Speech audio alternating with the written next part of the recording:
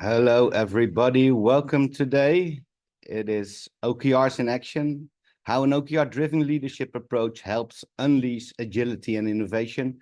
We are waiting still a few moments as a lot of attendees are still in the waiting room. We are gently guiding them in. We are all looking really forward to this open session. It will be a roundtable conference today. So everybody just give it another few seconds and we are kicking it off here from Utrecht.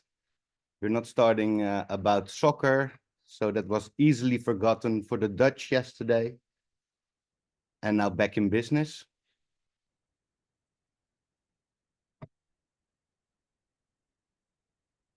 Very happy to see that a lot of attendees actually joined via LinkedIn and our Heartbeat community. And if you are currently not yet in our Heartbeat community, please do so. And you will be informed for other webinars, cool content, and really looking forward to meeting you all on that platform as well.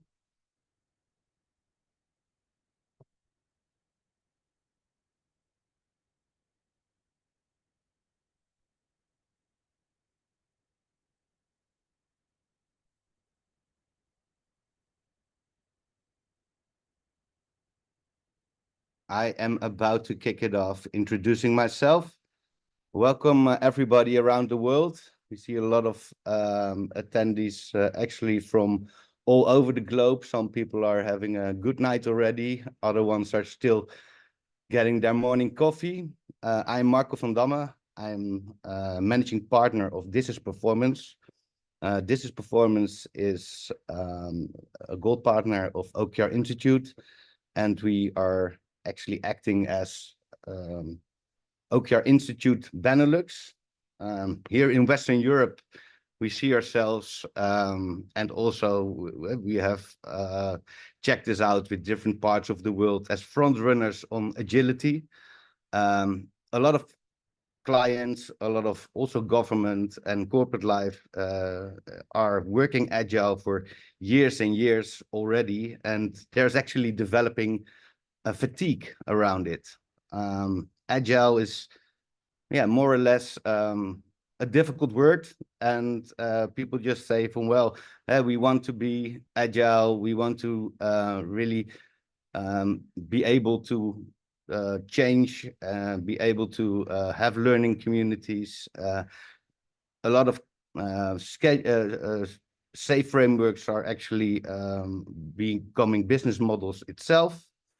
And this way, the businesses are having actually all the same issues in various branches. And fortunately for us all, OKRs are not bound to branches, and it's just a way of translating strategy towards execution, towards your workforce. We believe the right balance between people and processes will lead to success. The OKR method, therefore, is a perfect fit for this. So this is us, this is me. I think that you can follow the slides. As I said, This is Performance is acting as OKR Institute Benelux, and we are OKR Institute partner, doing the OKR Institute partner management as well. And we have onboarded last year great partners like Sabia Academy, Epic Agility, and more recent, Eileen, our first Belgium partner. And that way, we really creating a wake of knowledge and awareness around OKRs here in this part of the world. And together with Dirk, of course, thank you for all your support from OKR Institute and Xabia, who is a special kind of relationship with us. We created courseware that is more engaging. It's just not a slideshow of slides only, but we use Miro boards and in a collaborative way to bring interactive and engaging certified courseware towards as well the online learning community. Today it's a roundtable talk and you're now only seeing slides, but actually right next to me are really two powerhouses of thought leadership, and I'm really humbled of their experience. Binas from IKEA, a leader who has been working for 20 years in IKEA, and Sam, who is and who calls himself a digital Sherpa. And I do think that he will talk on that a little bit more and explaining how he means that. So without further ado, I will start with showing you guys the agenda for today. It is lightly structured. It's a roundtable talk, actually. So therefore, we want to grow the talks organically and pick these guys' brains on their experience on OKRs, on leadership, AI, OBEA, all sorts of things that are in the current marketplace, top of mind, or buzzwords. So without any further ado, I will introduce to you Binas. You can see her slide here. She can be found in LinkedIn as well. And we will share these slides later on, so you'll be able to ask any questions that you like. And there goes the same for Sam. I will stop presenting, and you will see our setting here for which we want to conduct our roundtable talk. So without further ado, this is us, you guys. Hello and welcome, everyone. My name is Binnaz, and I'm very, very happy to be a part of this roundtable. And I'm very happy to see all of you being a part of this conversation as well. As Marco showed on the slide, I've been working in banking, but mostly in retail for the past 25 years.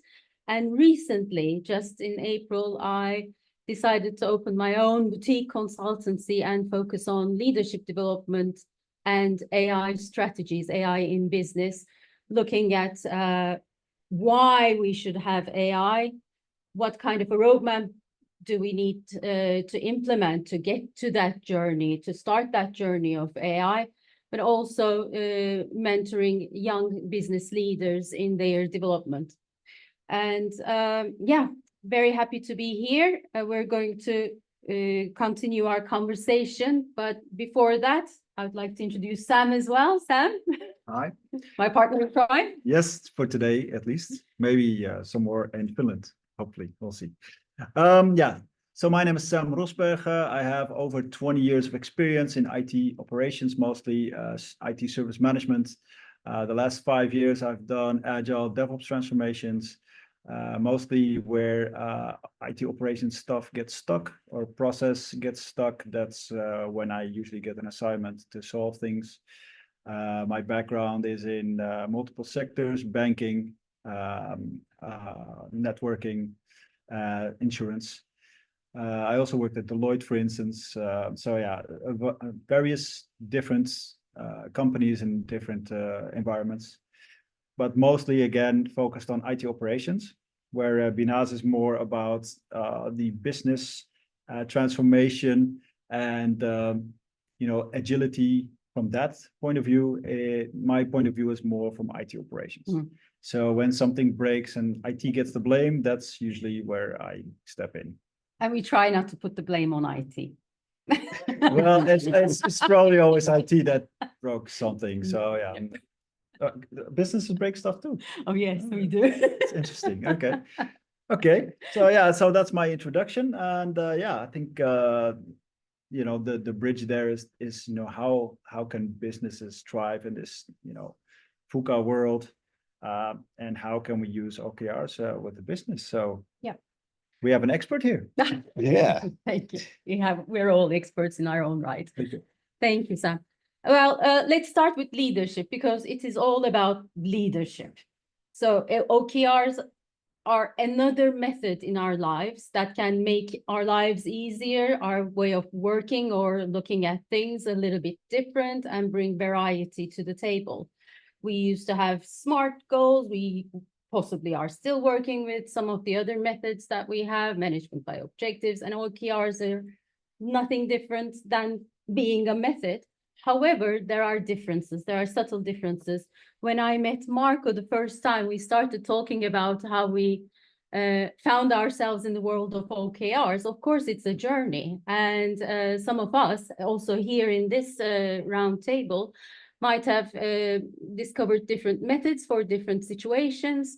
And it is okay. There's no one right or one wrong. It is situational. It is looking at the context of the needs of the company or the group or the team or the work that actually shows you or manifests itself for the method to use. And OKRs is right now are a little bit preferred tool, because what we've learned in our collective experience in digital transformations and also leadership development is that we need flexibility.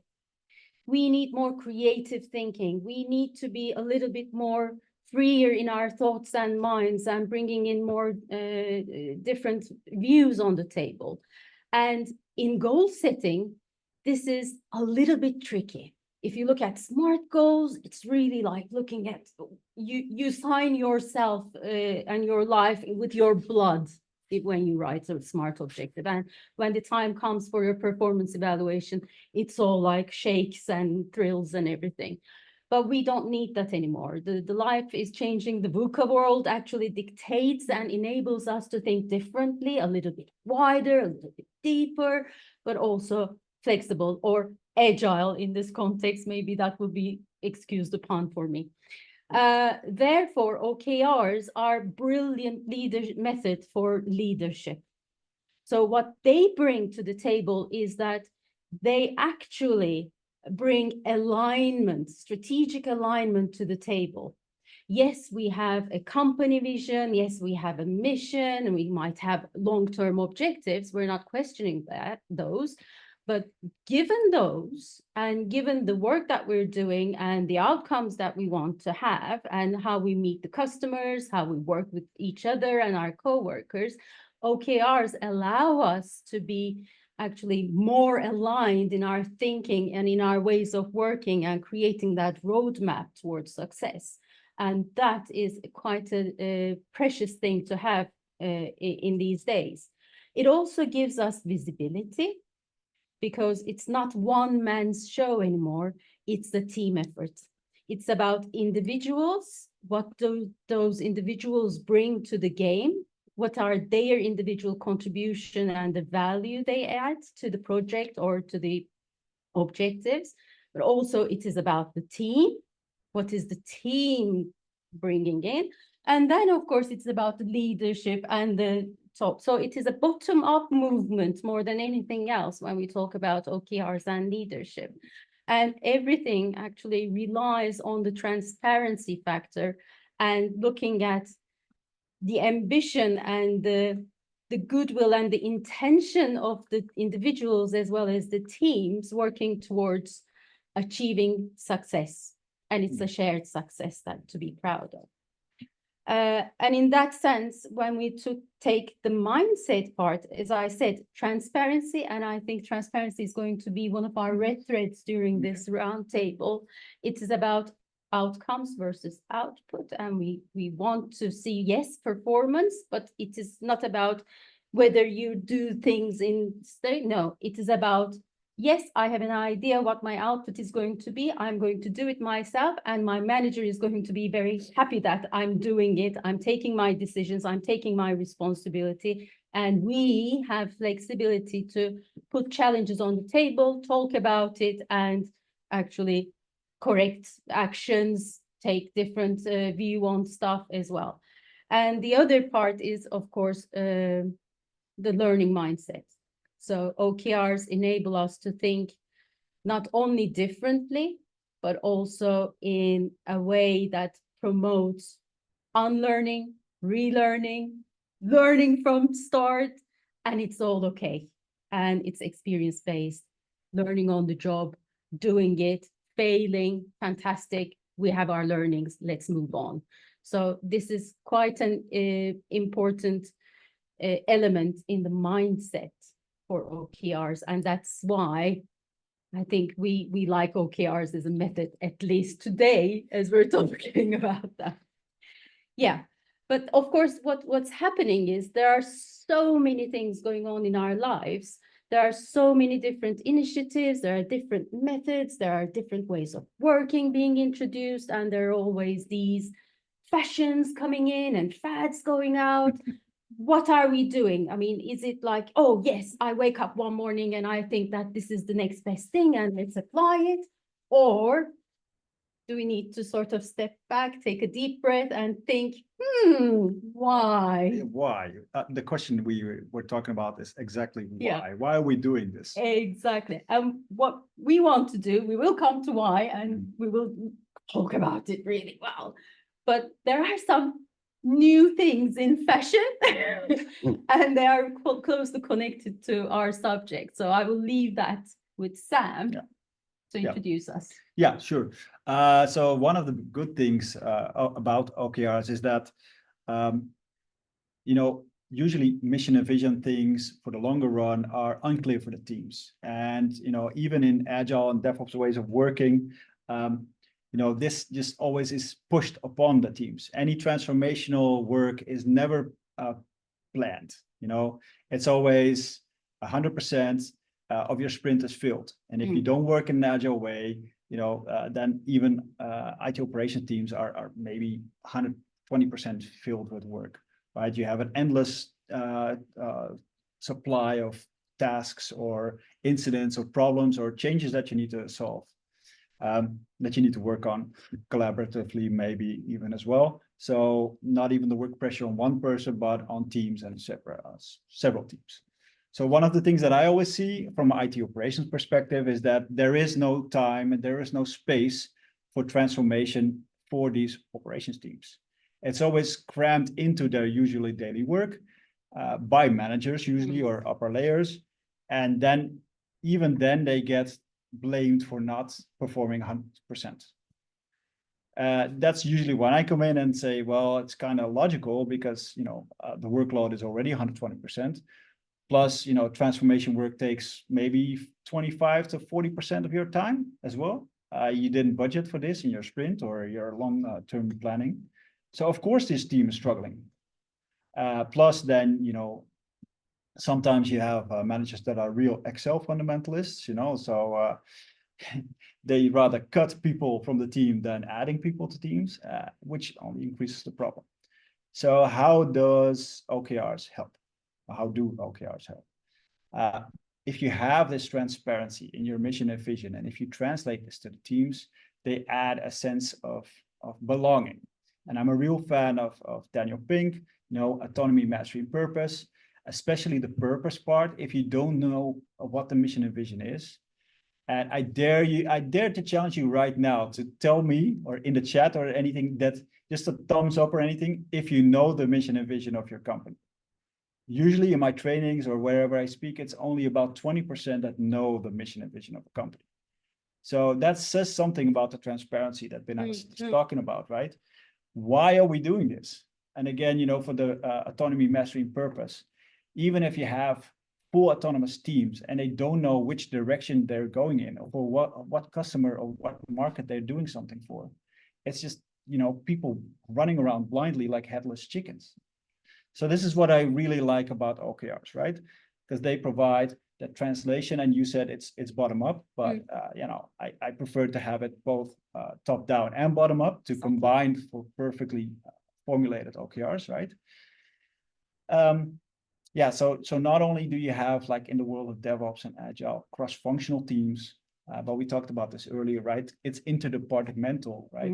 It's business and IT, and it's not business versus IT.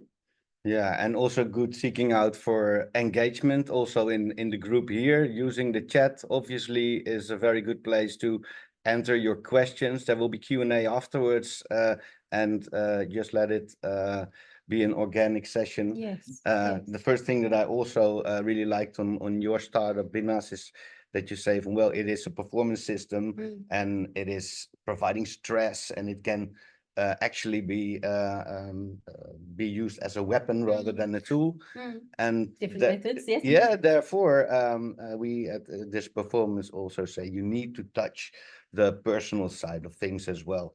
there is no successful implementation of OKRs without that valued conversation between layers. And what you said as well, needs to go both ways, Yeah. right? Yeah, sure. Yeah. Sure. I mean, what happens is sometimes methods are sort of adopted very fast by certain groups. And then it is labeled that that method is only for those people, like with IT people. Oh, they do agile, that's it. No, the business person in my team, I can also use the logic and principles of agile. Maybe I don't need to use the whole process, but I can just pick and choose the good things, and I can apply it. OKRs are the same. Just because one group benefits the most out of it doesn't mean that it won't be applicable for someone else or some other group. For instance, we were going through a big organizational change where there was a lot of unknown and uncertainty and a lot of unease about people, their positions and what they needed to do. But there was also a huge pressure from top management to still continue delivering. What do you do? I mean, you can't just say, oh, these are your SMART goals and off you go.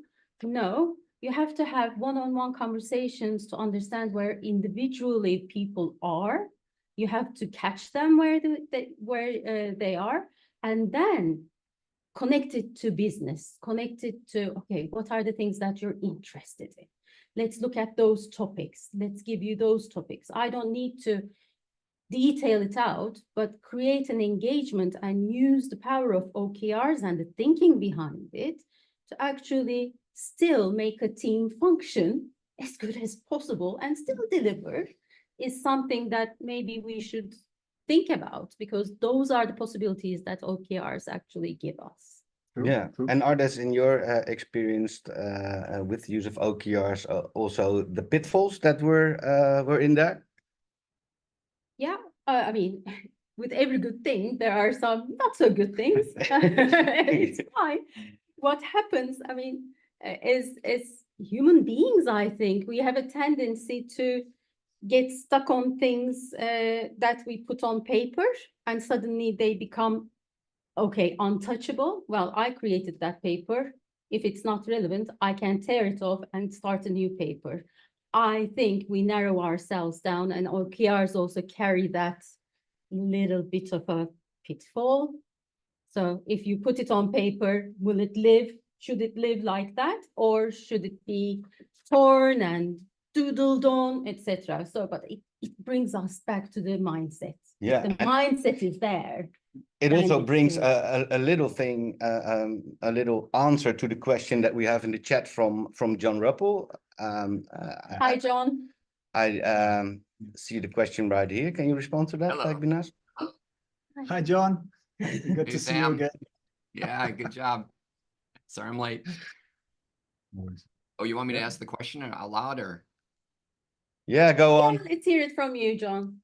Okay, no problem. So basically, you know, I'm really a big fan of culture, and Sam and I know each other. So I mean, the culture mindset, you guys are spot on and all this. So the curious here is, you know, OKRs are going to bring about a reality, right? It's going to viscerally challenge people, and have a perception that may not be aligned to reality. So what do you guys have for recommendations if I'm a leader and the culture isn't there yet, and I have people that are going to play the blame game or weaponize, or, you know, this transparency is going to create fear in people? What do you guys recommend for leaders to give them the courage and, you know, to commit to this and move it forward in a positive way?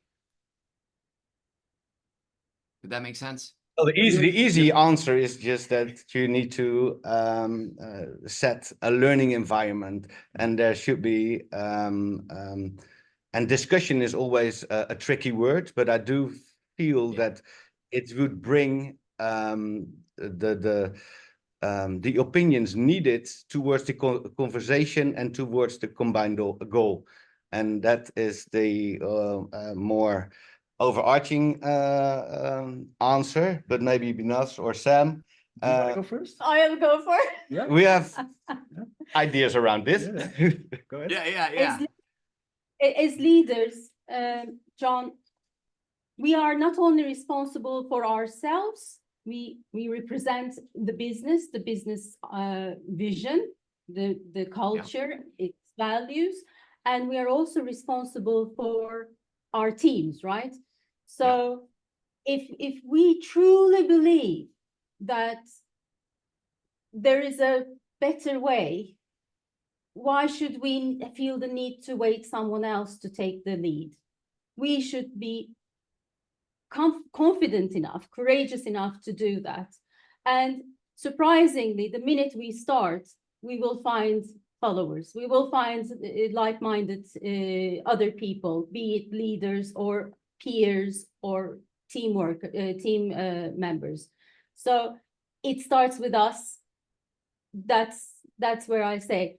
However, having the team involved in this conversation from the beginning will create even a stronger wave. So people around you, it doesn't need to be your immediate team. That would be the best. But with your peers, with colleagues, with the people around you, if you create that wave of influence, then what a better way to start. No, I love it. Sam, you want to add something? Yeah, sure. Yeah, you know, especially in the US, probably, you know, the Great Resignation, right? People that are not motivated. Again, autonomy, mastery, and purpose, right? If you're not motivated to work for whatever company you're at, and you feel like it's a burden to go to your job every day, and it drains all your energy, you're not getting any energy.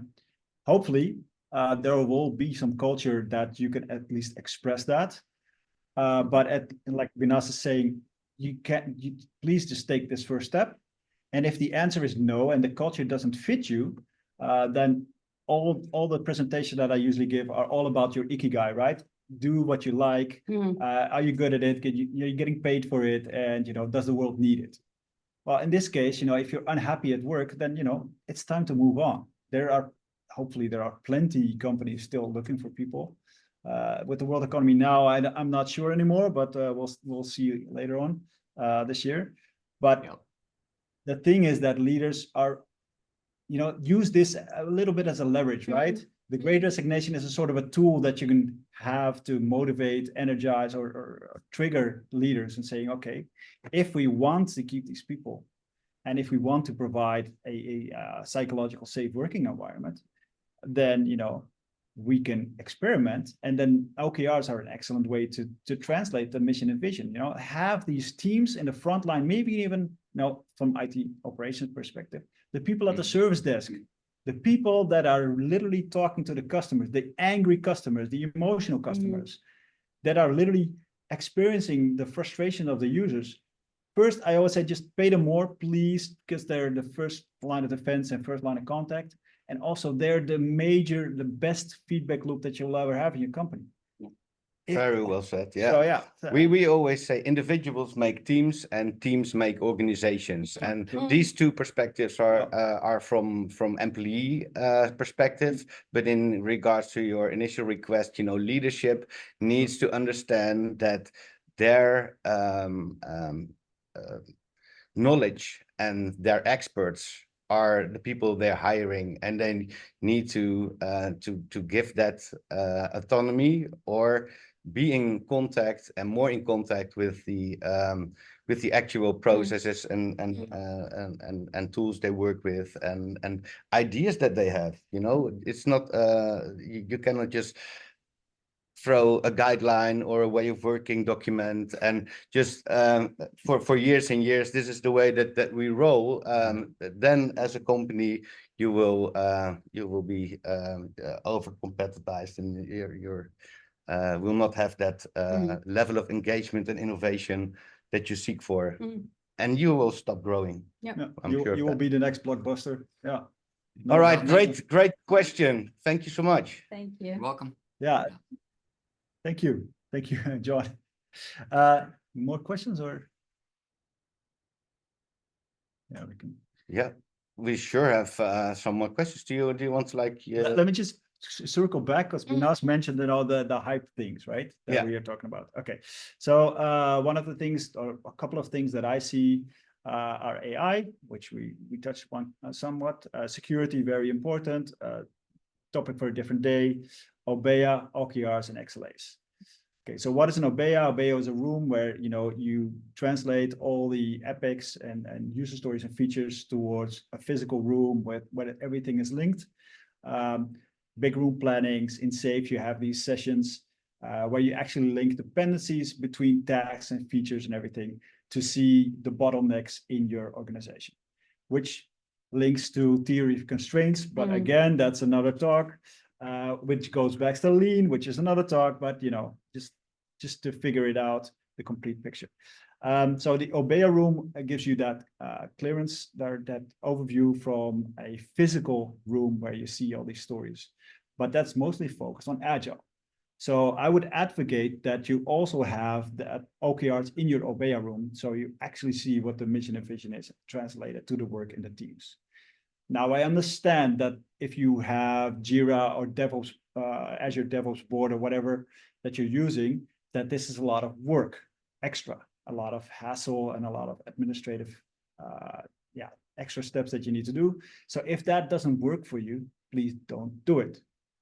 But still keep using the OKRs because that will give you that level of transparency. Again, going back to the autonomy, mastery, purpose, if you have that in place, then still you can go a step further from the traditional way of KPIs and smart targets that you're not so happy about, to go into XLAs. XLA is another topic that I really am passionate about, experience level agreements. And that not only looks at the experience that the customer has, but also the experiences that the internal employees have. And for instance, DevX, developer experience, is a topic that gets more and more attention. And of course, my question was instantly, what about OPEX? Not the cost center thing, but operational experiences. How are we going to have a better world for our operation people? The people that are getting calls at midnight or at a birthday party of their kids, and you have to bring your laptop and have to do a call because something broke again or something just went bad. So these are the three topics, and I think again from these three, XLAs and OKRs are the most powerful ones, and I think both XLAs and OKRs really empower your organization to look at what is the product that we're delivering, what is the target audience that we're doing it for, and especially again, why are we doing this? The why again? Why are we doing this? What is our life purpose as a company, right? Yeah. So these are the three things, I think a little bit of an answer as well for John, right? I think it's a bit of a Dutch thing, but deep democracy, for instance, is really a way to do that. And I think the Germans have, I think it's called the Red Man or something, or the 11th man. There's always one person in the room that has to fulfill a different viewpoint, so you can get the discussion going in a psychological safe environment. So if 12 people say it's green, then the 13th person has to say, no, it's red, okay? And then have this discussion. So deep democracy is one of the things that you can use, but it's very, very difficult to implement because it all starts with trust and transparency. Yeah, Right. this ties a little bit into the question of Desiree van der Langenberg. Thank you, Desiree. And you actually stayed in the chat, or are you currently also online and you want to come on and have this question? Yeah, sure. Thanks for having me. Thanks for being there. So I just have a question. So in your starting journey, I fully support the whole change management endeavors that you need to take to really bring it. And it's also a journey, right? It's not a sprint. It's a long marathon. Let's put it like this. But I think in the beginning, people could be really, we could really be helped if we have different roles, perhaps responsible for setting OKRs, reviewing them, and or measuring them, as mostly you don't want everything to be at one person because it should be a collective team effort. And I was just curious, how do you look at this in the starting journey? Who should actually be leading what in the beginning? Let's say, who will be your change agents in a team? Well, that's a very good question, and thank you for bringing it to us. And it's always going to be a team effort, and that's a strong thing about OKRs. And I read your question, and it came across to me that that it is in your view a process and needs to be guided with certain key roles. And I'm more a believer that every team has accountability on their OKRs in order to make sure that there is focus and alignment toward these goals that actually need to benefit or contribute towards the greater good.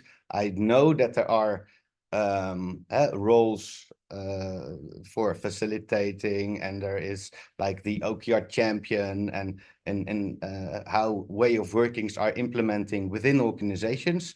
But I am a true believer that the cadence of your OKR need to be supported and carried by the complete team. So also when you are in the process, you should always conduct these short meetings and measurements with the team completely. But you have examples, right? For Akio? I do. I will go back to this team because during this organizational transformation, I had to rebuild a team while still delivering, right? So first of all, I chose not to label what we're doing in any shape or form. Oh, we're going to now leave smarts and KPIs and do OKRs. No, they don't need that. They don't need to hear that. They just want to be heard. And then they all want to, the team members, when I say they, the team members all want to contribute and do their best. And we'll take it from there. So that's, again, the mindset is the most important thing. And what I did is I started with individual talks, because there you explore the strengths and the areas of interest of individuals and where they think that they can contribute to the deliverables. That gives you an idea, a map of competences and the skills that you can utilize. Then as a team, we say, look, this is our organization's vision. This is the times that we're in. Let's set ourselves a goal. Where do we see ourselves? What kind of a team we want to be seen as? How are we going to go through these? And through this conversation, we're all contributing. So there are no roles. There are no assigned roles. What happens in these conversations and in this dialogue is that people start taking the space that they are good at or they're interested in. So if someone says, I'm the Excel professor, I love it. What happens during a conversation is that Sam starts saying, okay, I'm now creating the Excel sheet. This is my responsibility. I will do it. But it is not that you are now assigned to be the Excel king and you're going to be the change agent for Excels. No, he is going to be the change agent for everything that we've discussed and we agreed and shook hands on. And that is the power of using OKRs, at least from my experience, in an uncertain environment where there's a lot of worry, but there needs to be a lot of focus as well towards deliverables. And that worked beautifully. Of course, we had our challenges as well, but overall, I can say that at least 75%, I can say it worked beautifully. Yeah, for me, sorry. Okay, yeah, for me in IT operations, to not hinder other people and to not create extra overhead, I would say, if you really need to appoint somebody, I would say the Scrum Master, because they're already facilitating, they're already, helping the teams get better. They're already hopefully doing one-on-one talks, right? So if you really have to appoint somebody that is responsible for that, or you have to sell that way to management, sure, let the Scrum Master do it. Or maybe appoint a different one, a person in the team as an OKR champion, but make it somebody that is motivated and actually can do this. If you have a very timid, introverted person and you appoint them OKR champion, I don't think you will make them happy, and I don't think the result will be that great. If they want to do it and they want to try it, sure, make sure that's their support to do that. But yeah, the way you talked, if you are talking to these people, and my operation manager experience is the same, I coined the term interest management, right? As a manager, I truly believe that you need to know what's going on in your team's environment. Exactly. So, if somebody's going to, if they're going to move houses, you need to know about it. If their cat died, you need to know about it, because this will have impact on their work. And somebody that's always late for meetings at 9:30, instead of going, why are you always late? You're always, we're always waiting for you. Go and into discussion with, okay, so why are you late? Well, what's going on? Yeah, I still have to bring my kids to the school, and I just can't make 9:30. Okay, well, maybe we can work around it and start the meeting at 10, something like that, right? Interest management is very important. And if you do that correctly as a manager, as a team as well, if you have that psychological safety, then, again, with, supplying that safety, then people will hopefully step up. But if they don't, maybe just ask them, talk to people, maybe the Excel champion that I now am promoted to, Excel King, wants to share Excel experience, right? Maybe they're even capable of doing it. So that will be nice. And as added information for any transformation advice, what worked really well at ABN AMRO, where I was at, is that they had a program board for the transformation, but they also had transformation champions. So what they had is a weekly update from the program manager of the program board, which was a C++ level kind of person. And the way they did it is lure the change agents in with free lunch. So first off, when there was no free lunch, there was, I think, 15 people, which I was part of course, because I want to know what's going on with the strategy, and I'm interested in it, especially because I am triggered by how do I contribute to the overall success of a company.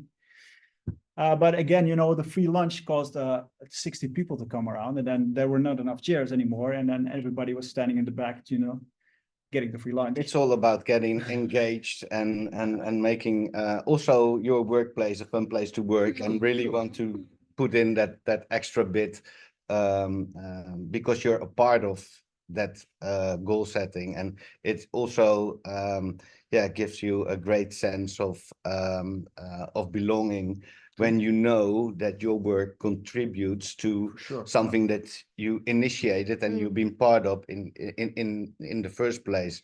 And I do think that it also answers the question of Sven Tang, who said in the chat that in his view it sounds a bit like an experiment, and is OKR like a way to achieve the company's vision and mission? Well, that's of course not really the case, because we are like working towards goals with focus. And I think the answer of Binas actually pretty much answers this question as well. And I do think that, and this also goes for the question that I see there below. Let me quick see. The way that it's been tricky to implement. What's the best way to learn how to roll out OKRs in a small team? The only thing, Anna, that I can say is, well, we have from OKR Institute our foundation course. It's on the website. It is for small teams a very good and engaging way to look at this team North Star and how it contributes to the bigger system within your organization. And I think that will definitely add value and give you a very good starting point to know what the collective idea is on the way forward of your team. Yeah, I will help you afterwards, Anna. So for me, OKRs are the translation for mission and vision towards the goals. But Marco is more official in the statement, so that's a difference because we're talking about goals, right? And how to get those goals. And then also there's of course the buzzwords going on here in Western Europe. That is, you see a lot of companies actually trying to find a room for this conversation, trying to have the meeting rooms set up in a way that make the goals transparent, that that there is an ability for everybody to see that the teams are working towards the things that are agreed together. And I was at a customer recently, and I saw this actually working pretty well, and it's Obeya. Yeah, yeah. And I think Obeya is something that you put on your list Yeah, but we to talk about a little bit more in regards to, do you think that OKRs should have a place in Obeya? Yeah, I think we talked about it briefly. Yeah, of course. I would love to have the OKRs and the mission and vision translated in Obeya room physically. But again, if the overhead and if the time it takes is less efficient than actually doing the work, please just do the work. Yeah. Yeah, it's hard for in these days and age that you now have the hybrid work, and that Obeya is actually really a physical place to gather everything.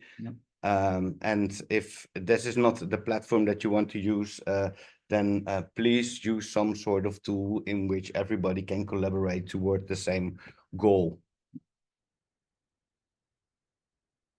So can you use AI for OKRs? Well, what that's is AI? AI? So No. another buzzword, yes. Another buzzword. I mean, talking about buzzwords, Yeah. of course, if it would be unfair on AI if we don't touch on AI, right? I mean, AI is nothing new. It's been in our lives, vaccines for many, many years. However, the exposure and the accessibility of AI has been tremendous in the past year or two. And that's why, of course, we have to touch on that. I mean, otherwise it would be a shame. And you're, of course, doing your MBA on. Oh, that's a surprise. What a remarkable coincidence. Oh, okay. Joking aside, it is. We will go back to the question, why? Exactly. Yeah. So, or for everything, even for Obeya rooms, why do we need an Obeya room? Why do we need AI? Can we do it in a different way? Do we have the skills and competences and the processes in place to actually do it, and we're not doing it? Then of course you don't need all these extra things. You just look at what you have and make the best of it and get your act together. But there are places and there are spaces where you've done everything you can and you've maximized the potential of the processes, the people, and the decision-making, etc. And yes, there are new tools that will push you out of your comfort zone, open the box for you, and let you think out of the box. And that's where AI can become a great assistant, another tool to use. So it is not the solution for everything just yet, but it is a great assistant, a virtual colleague just standing with you and by you in helping you improve on your processes, maybe looking at efficiencies, but most importantly, generating insights so that you can make better decisions. It's not going to make decisions for you. 1 and 0s don't make decisions.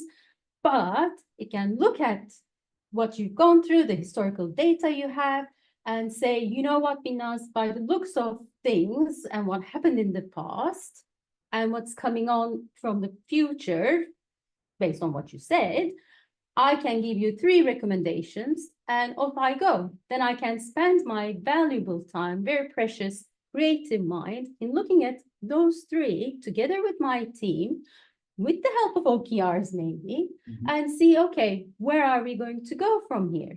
So AI can be used for insight generation for OKRs, so that we don't start from scratch. We don't go back to the historical data all the time. No, AI does that for us. And then we take it and look at the future. What OKRs can do for AI is also an interesting thing, because OKRs actually can look at how AI is transformed and implemented in the best possible way. So they both help each other with their own, in a way, competencies and skill sets, and they can complement each other beautifully. So that's also a very deeper conversation to have. We're not going to go deep into that, but it brings us back to, again, the question, why? Why do we need to use any of this?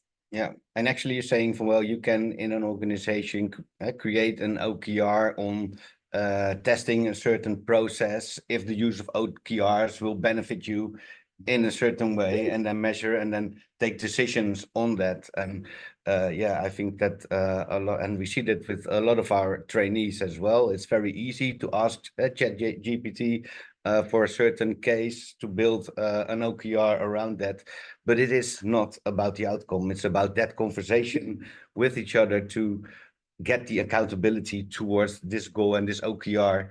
And this is, of course, a lot of buzzwords in OKRs as well, because there is the moonshot, there's the roof shot, also in the question that we got from Sven, where he said, well, do we need to achieve all goals? OKRs, of course, want to set them aspirational, and that in some cases, 70% of OKRs met is still a positive, very positive result.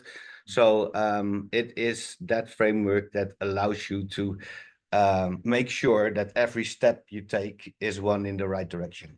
Exactly. Exactly. Yeah. Yeah, my overall experience for, I don't know, 6 months in AI and visiting events and listening to videos and podcasts and everything is that, you know, the thing is, we're drowning in data and we're thirsting for insight, right? And again, that's the maybe the technical part of it, but it also counts for your OKRs, and it also counts for, again, the purpose of a team. You know, why are we doing this? If we deliver a new feature, you know, we might measure the impact on, I don't know, customer satisfaction or customer latency or retention, maybe something like that. But yeah, yeah, AI is there, and at least from my perspective, what I know and what I've learned from now is that it is a tool, but don't use it as a definite answer. Use it as an advisory, right? Exactly. Like, because there's about 20% hallucination, right? Just completely wrong answer. And 70% is fed by whatever is given by whatever fed the AI. Yeah. So please don't be that person that sends your whole yearly financial reports into AI to structure it. Not at all. Please don't, because again, from a security perspective or a competitive perspective, that is so not. Please don't do it. And also maybe even the mission vision of your company. I think there are going to be corporate guidelines, and I know in Germany is really strict already on that, because everybody knows with all the ethical quizzes that we've been doing over the years, what not to do with email, what not to do with prank calls and stuff like that. There is no legislation or guidelines from companies saying, well, what kind of information you can feed to AI, and where does it stay, and who can pick up on it. So I think these are topics that are going to be much more addressed over the upcoming period, that there is guidelines on what to just send in to an engine and something comes out and gives you direction. I think that that's something that, yeah, maybe for a next conversation on AI, because I do know that within for the OKR Institute, we are really keen on getting our minds around it, in how companies should be, one, careful to benefit from AI, that it is a very important and very interesting topic in this day. And I think over the next quarter we'll organize another session more in depth around this, and I'm more than happy to share that Binas will also be attending that one. So we're an hour in, guys, and I feel that I can really talk another hour on the topics that we wrote down. But if there is any questions from the audience, please type them in, and we will make sure that we give you answers if we can. Well, this one is easy from Ashok Kumar. We do have the recording and it will be made available on the Heartbeat community. So everybody should be invited to go to the Heartbeat community of OKR Institute, sign up, and you will definitely receive the recording of this session. Yeah. Thank you, Hannah. I haven't seen you, but let's get in touch soon. Nice. Right. I No, think that that's- we missed the correct interpretation of Sven's question. Will you, Sven, are you on? Can you explain and question this one again so we can comment? Yeah. Can you hear me? Yeah, for very well. Yeah, Sorry thank that you. I took. Yeah, that's Yeah, okay. go on. It's also, you know, it's hard because it's like this. We started at this big organization. We started with a lightweight introduction of OKRs, you know, where set your OKRs as a team, etc. You know, on whatever you need to do, and what we actually got out of that was a problem that they said, okay, we have OKRs. And we even have OKRs on tribe level and on spot level. We are doing a Spotify kind of thing. But then we have goals set by, you know, everybody else on some things. But what's our priority? What are we doing? Is it the OKRs? Or is it the company KPI goals, gap between KPIs, etc.? That was our challenge here. So we try to address that, but by making OKRs the official kind of way, we are trying that now, saying this is how we set, going from this KPI set to this KPI set, what are you going to do, and using the agility in it and saying that is the outcome we aim for. But do you have any experiences in similar situations, and what have you done there? Yeah. To reiterate, I would say, you know, I'm a big fan of already talking to these teams, and the managers and whoever the stakeholders are, and the PO saying, okay, you only get 70% of all our time that we have. 70% is value that we deliver. 20% is maybe incident handling or whatever, and 10% is continuous learning. And in the continuous learning, we do knowledge sharing, we do OKR crafting, we do whatever. The 20% incident management will hopefully relieve the team from those responsibilities. So that hopefully will create enough working space in the 70% to do dedicated, undisturbed work. And, you know, you can split that between, you know, actual work, maybe agile features or items that you have to work on, and OKRs. Yeah, I would really say sell it that way and then experiment. And we're all about the safe psychological development and the safe environment, right? So just this one sprint, we'll try, I don't know, focus on 50% of that 70% on OKRs and features or items that we have to work on. And then maybe next week we'll do 70-30 or and 30-70 to figure out, you know, and tweak it. And it's like Bina said, it's not bad to experiment. And you're already hopefully used to it to work on this experimental way in an agile kind of organization. And if not, yeah, then you have some extra steps to set to do. I think it's the last one. We put some extra steps. But Sven, I also want to emphasize that KPI and OKR both are goal setting methodologies, and actually it is not that you need to choose. They really can complement each other very well. In order to get new measurements, you can create an OKR to have the new measurements that will become a KPI, and it is not in good leadership and good direction towards your company vision and your long-term goal. There should not be a big distinction between what is covered by KPIs and what should be covered by OKRs. This should be the same language but a different methodology. And the focus and the direction is being with the OKR methodology, it's being discussed between all layers of your organization. And therefore, it's not a year plan. It's not, well, it's September, and I think that we're gonna not reach this KPI, better luck next year. It is a 3-month cycle cadence in your organization that allows you to to use it not, and I would strongly emphasize not to use OKRs as a bonus system or stuff like that, in which you see with KPIs, and that can work together, because I can understand that your sales, you want to have targets, you want to really have a very healthy combination on how you get appraised, and you can use methodologies like that as well. But I feel that it should go hand in hand, and yeah, I'm more than happy to, in a later stage, have a short talk and see how we can really dive a little bit deeper in your question to understand the question behind the question, and the why again. Why? Yeah. Yeah, I just wanted to add, you know, I think if you, I always say this, use and abuse some sort of methodologies to get what you want, you know, and pick your battles. Be careful in the political scheme of things. Always.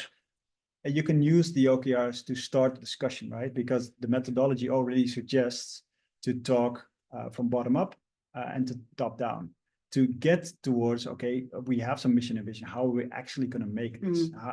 How can we make achievable goals, right?